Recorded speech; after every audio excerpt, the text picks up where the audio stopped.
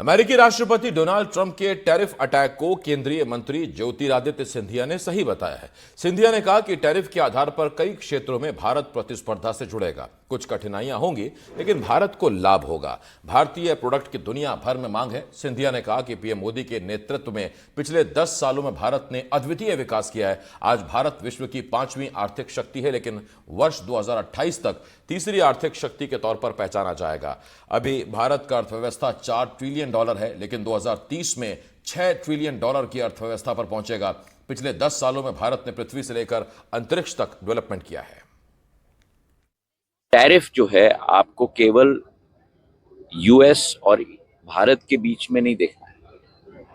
अगर पन्नालाल जी, मैं, सुरेश जी, आप प्रतियोगिता में पन्नालाल जी के ऊपर क्या टैरिफ लगा है, मेरे ऊपर क्या टैरिफ लगा है, इनके ऊपर क्या टैरिफ लगा है, इसका विश्लेषण करने की जरूरत है।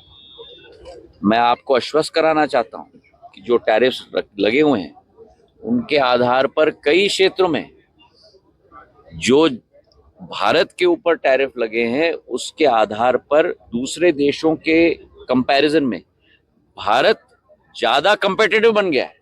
तो हमारा दृष्टिकोण भारत के अंदर केवल एक तरफ नहीं होना चाहिए, यूएस और भारत के बीच में। तो इस दृष्टिकोण से देखना होगा। और जो मैंने पहला वाक्य कहा कि हमारी उत्पादन सर्वश्रेष्ठ है, हमारे प्रोडक्शन कॉस्ट सबसे कम है और भारत की प्रोडक्ट्स की डिमांड विश्व व्यापक है।